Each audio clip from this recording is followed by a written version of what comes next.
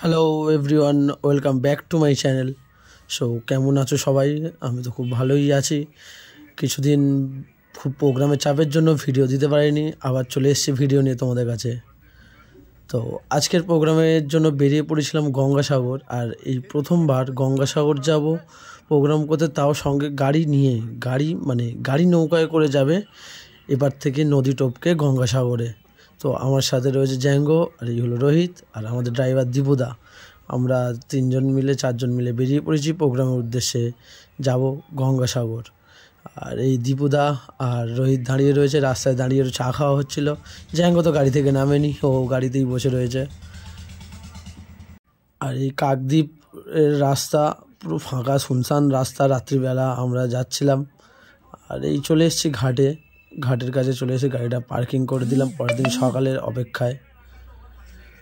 আর এই সকাল হয়ে গেল, জোয়ার আসছে। এবার আস্তে আস্তে ভাটা ছিল, জোয়ার আসলে এই ট্রলারে করেই যাওয়া হবে ওপারে। তো এই এখন নিচু হয়ে রয়েছে জল, জোয়ারে বাড়লে ট্রলার আরও উঁচু হবে বলে জিনিসটা ফ্ল্যাট হয়ে গেলে আমরা গাড়িটা তুলতে পারবো। কিন্তু এর মধ্যে আর অনেক ঘটনা ঘটে গেছিলো। আমাদের লাইন যে পজিশানে ছিল সেই পজিশান অনুযায়ী এই ট্রলারটা আমরা পাইনি। তো আমরা কি করব, ঘাটের মধ্যেই ওয়েট করছিলাম। আর এই টোটাল ঘাটটা তখন মেবি ওই 7টা সাড়ে 7টার মতো বাজে। আমরা চারদিকে আড্ডা মারছি, ঘুরছি, চা খাচ্ছি, এই করেই সময়ে টাইম পাস করছিলাম। আর কিছু করার ছিল না সেরকম করণীয়। তারপরে জোয়ার বাড়তে কোনো রকমে একটু পরেই ঘাটের দিকে গাড়িটা লাগালো। আর তার সঙ্গে সঙ্গে এইসব লরিগুলো লেগে গেছে লোড হওয়ার জন্য। আর সেগুলো লোড হওয়ার পর সেই নৌকাটা ছেড়েও দিল। আর ওই যে দূরে নৌকাটা দেখছো, ওইটা আসছে, আর এইটাতে করে আমরা পার হব। এটা এবার যারা ছিল স্টাফরা, তারা ধারে নিয়ে এসে ভালো করে সুন্দরভাবে লাগিয়ে দেওয়ার পরে, আর সবার ফার্স্ট এতে আমাদের গাড়িটাই উঠেছে। তো কতটা টেনশনে ছিলাম গাড়িটা তোলা নিয়ে, সেটা বলে বোঝানো যাবে না। তারপর আমাদের গাড়িটা আলটিমেটলি ওঠার পরে এবারে আমরা রওনা দেব গঙ্গাসাগরের উদ্দেশ্যে। সো তোমরা শুধু ভিউটা দেখো এখান থেকে।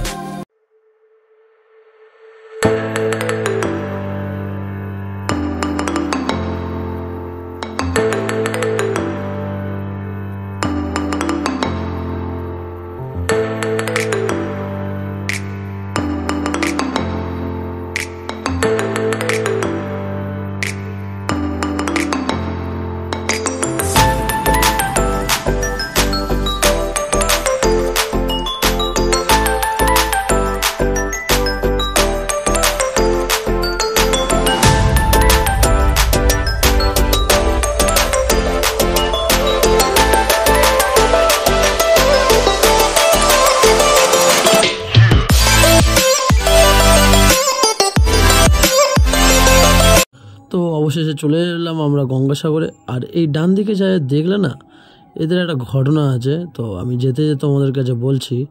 তো এখন আমরা বেরিয়ে পড়েছি গঙ্গাসাগরে আমাদের স্পটের দিকে। তো যেতে ঘটনাটা বলি, এরা হচ্ছে এখানে সিন্ডিকেট টাইপের কিছু একটা আছে, যে নৌকাটপকে ঘাট থেকে নামলে এখানটায় কিছু করে অ্যামাউন্ট দিতে হয়, এরা গাড়ি ধরে।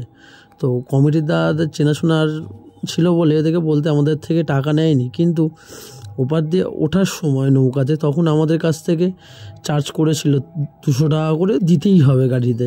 আমাদের যেহেতু ছোটো হাতি গাড়ি, তাও বলছে 200 টাকা করে দিতেই হবে, যাওয়ার সময় 200, ফেরার সময় 200। আর এপারে চাইছিল 300 টাকা করে, 300 600 টাকা করে দিতে হবে।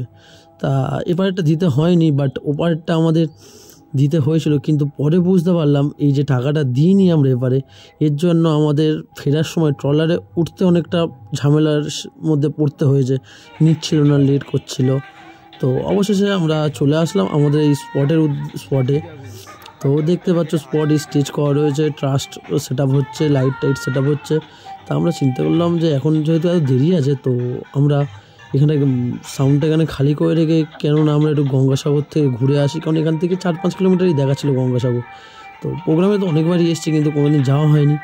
তো ভাবলাম তাহলে ঘুরেই আসি গঙ্গাসাগর থেকে একবার সবাই মিলে গিয়ে। আর চলে এলাম তারপরে গঙ্গাসাগরে। এই গঙ্গাসাগরের গেট, ভেতরে ঢুকছে, কত সুন্দর সুন্দর মন্দির করা আছে, ছোটো ছোটো বিভিন্ন নিদর্শন। আর এই বাস স্ট্যান্ড গঙ্গাসাগরের। আর এখানটায় আমাদের যে ড্রাইভার দাদা ছিল দীপুদা, ওনার শ্বশুর বাড়ি এখানটায়।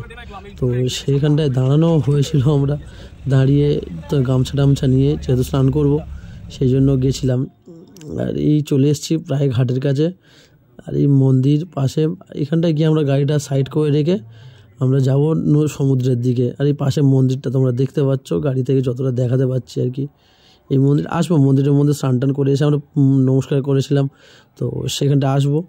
তো চলো আগে সমুদ্রের দিকটা থেকে একবার ঘুরে আসি, তারপর আসছি এই দিকে। চলে এসেছি আমরা গঙ্গাসাগরের কাছে। আর এই গাড়িটা রেখে আমরা চলে গেলাম সাগরে স্নান করতে। আর এই সোজা সাগর তোমরা দেখতে পাচ্ছ। আর দোকান টোকান তো রয়েছে, থাকবে, এটা স্বাভাবিক। আমরা এখান থেকে একটা শাঁখ কিনেছিলাম, কটা ফটো কিনেছিলাম স্নান করে ফেরার পথে, তো সেগুলো দেখাতে পারবো না কারণ ফুটেজগুলো নেওয়া হয়নি।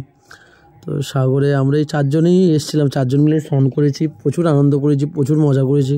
করার পরে আমরা চলে গেছিলাম কপিল মুনির আশ্রমে। এই হলো কপিল মুনির আশ্রম। আর ঠিক উল্টো দিকেই এই সামনে দিয়ে দোকানগুলো পাশে সোজা গেলে সাগরে নামা যায়, এখানকার একটা রাস্তা আছে। তো এখানটা এই পারে একটা পুকুর টাইপের আছে। আর এই কপিল মুনির মন্দিরের মধ্যে গেছিলাম আমরা 4 জনেই, গিয়ে খুব ভালোভাবে দর্শন করেছি ওখানটাতে। তোমাদের একবার চারদিকটা ভালো করে ঘুরিয়ে দেখাই। আমিও একটু গিয়ে প্রণাম করে নিলাম। নেওয়ার পরে এবার সন্ধেবেলা আমরা স্পটে এলাম। এসে এই হচ্ছে আমাদের সেট আপ, তোমাদের সামনে দেখিয়ে দিই। লাইট সেট আপ হয়ে গেছে, আমাদের সাউন্ডও সেট আপ করে নিয়েছি এসে। আর ট্রাস লাইটটা খুব সুন্দরভাবে লাগিয়েছে, ডিসপ্লে ছিল না বাট লাইভ হচ্ছিল। আর এই হলো আমার কনসোল। এই পাশে এটা হচ্ছে লাইভ করার জন্য ক্যামেরা এসেছিলো, ক্যামেরার কয়েকটা সেট আপ বসিয়েছিল। মাঠে মোটামুটি লোক আসা শুরু হয়ে গেছে, তখন 8টার মতো বাজে, লোক আসা শুরু হয়ে গেছে মাঠে মোটামুটি। আর এইটা হলো আজকেকার মিক্স অ্যালেনহেড Q32 আমার কনসোলের। আর এই আজকে স্টেজে পারফর্ম করছে। প্রথমে একটা সিঙ্গার ছিল, চিনি না, সেদিন ফ্লাইং শো করতে গেছিলাম, তো চিনি না কারা ছিল।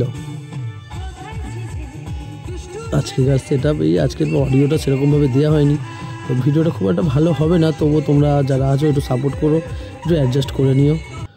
প্রোগ্রাম শেষ, পরের দিনের সকালের মাঠ, যে মাঠটা ভর্তি হয়ে গেছিলো এক টাইমে লোকে, সেই মাঠ পুরো ফাঁকা। আমরা রয়েছি, আমরা বেরোবো, ছেলেরা হাত পা ধুচ্ছে। আর এই আমাদের গাড়ি লোড হয়ে গেছে।